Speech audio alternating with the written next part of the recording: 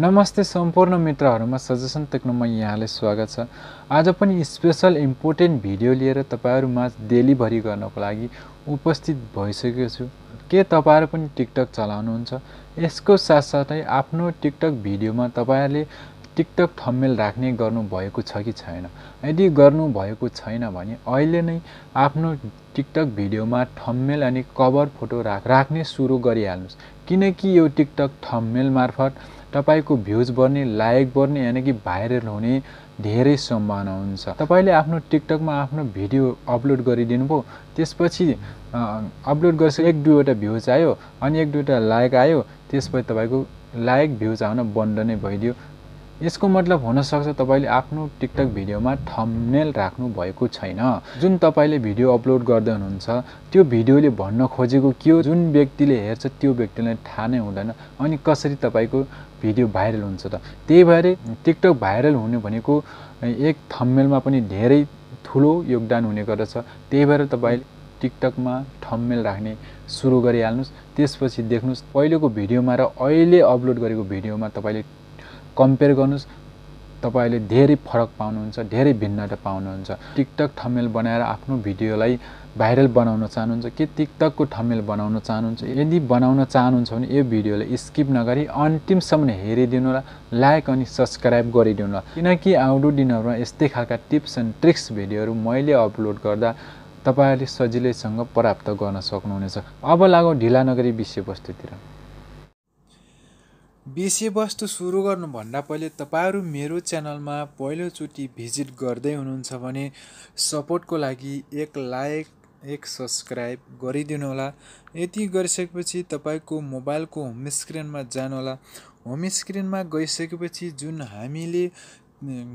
जुन हामीले TikTok thumbnail बनाउनु पर्ने हो, जुन टिकटक कभर फोटो बनाउनु पर्ने हो, त्यो एप्स हामीले डाउनलोड गर्नुपर्ने हुन्छ। जस तपाईको आफ्नो मोबाइलको होम स्क्रिन भएको प्ले स्टोर छ, जस त्यसलाई टच गरिदिनु होला। टच गरिसकेपछि यहाँनिर देख्न सक्नुहुन्छ सर्च एप्स भन्छ सबभन्दा माथि, त्यसमा जस्ट क्लिक गरिदिनु होला। क्लिक गरिसकेपछि हामीले यहाँनिर एक एप्स टाइप गर्नुपर्ने हुन्छ। यहाँनिर टाइप गर्नु होला pixellab, PIXLLEB। यति टाइप गरिसकेपछि सर्च गरिदिनु होला। सर्च गरिसकेपछि यहाँनिर देख्न सक्नुहुन्छ पिक्चर एडिटर अनि यहाँनिर ओपन भन्छ। यो ओपन किन लेखेको भने मैले अलरेडी नै इन्स्टल गरिसकेको छु र तपाईले यहाँनिर देख्न सक्नुहुन्छ तपाईको मोबाइलको इन्स्टल गरेको छैन भने यस्तो खालको इन्टरफेस देखाएको होला, इन्स्टल भन्छ। जस्ट त्यसलाई इन्स्टल गरेर आफ्नो मोबाइलको होम स्क्रिनमा ल्याउनु होला। मैले किनकि आफ्नो मोबाइलको होम स्क्रिनमा अलरेडी नै इन्स्टल गरेर ल्याइसकेको छु र आफ्नो मोबाइलको होम स्क्रिनमा जानु होला।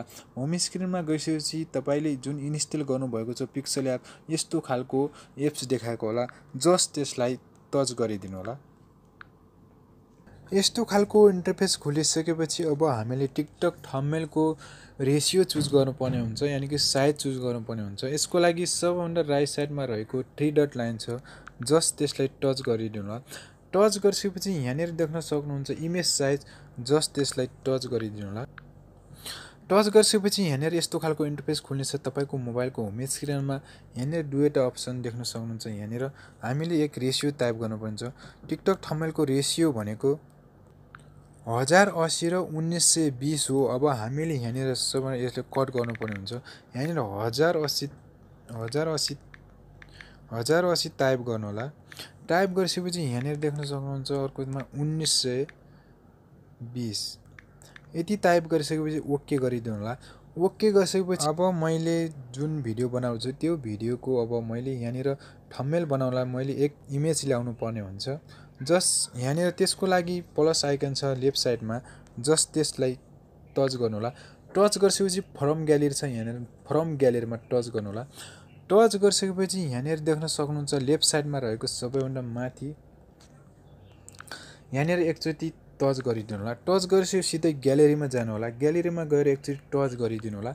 टच गरिसकेपछि यहाँनिर देख्न सक्नुहुन्छ आफ्नो जुन तपाईले कुन भिडियोको स्क्रिनशट गरेर राख्नुपर्छ त्यो टच गर्नु होला। र मैले यहाँनिर यो आफ्नो खलिफा टावर मैले टच गर्दैछु र टच गरिसकेपछि यहाँनिर देख्न सक्नुहुन्छ यहाँनिर राइट साइडमा सबभन्दा तलपछि टिक चिन्ह छ जस्ट यसलाई क्लिक गरिनु होला। क्लिक गरिसकेपछि यहाँनिर साइज मिलाउनु पर्ने हुन्छ। यहाँनिर यस्तो जस्ट तपाईँले खिच्नु होला र यस्तो साइज मिलाइसकेपछि जस्तो कि मैले यहाँनिर लेख्न खोजेँ यसको बारेमा कटार खलिफा भ्यू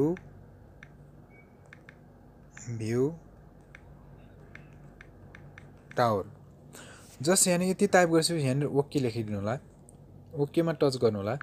टच गरिसकेपछि यहाँनिर देख्न सक्नुहुन्छ जुन लेखेको छ यसलाई ठुलो साइज गर्नु होला। यहाँनिर जस्ट यहाँनिर यो लेखेको छ जस्ट त्यहाँनिर टच गर्नु होला। टच गरेपछि साइजमा जानु होला। साइजमा गएर यहाँनिर बढाउनु होला। कतिको साइज बनाउनुहुन्छ त्यसमा तपाईँले प्लस यानि कि माइनस गर्न सक्नुहुन्छ। ठुलो सानो बनाउन सक्नुहुन्छ। जस्ट यति टाइप गरेपछि चाहिँ राइट यहाँनिर देख्न सक्नुहुन्छ यहाँनिर यो टिक चिन्ह छ जस्ट टिक गर्नु होला।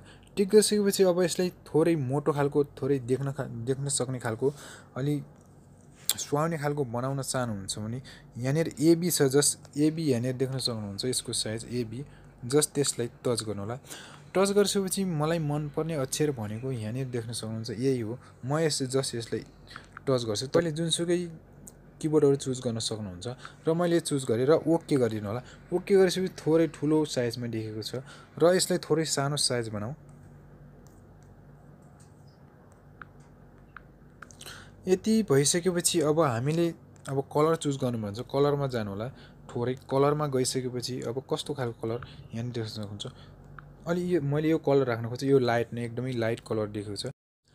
तपाईँले यसरी नै बनाउनु होला र तपाईँले कलर हुन्छ जस्तो साइज हुन्छ तपाईँको इच्छाले तपाईँले चाहे जस्तो सजिलैसँग तपाईँले भने जस्तो बनाउनु होला। तर मैले यसरी बनाउनु होला भनेर मात्रै इक्जाम्पल दिएको।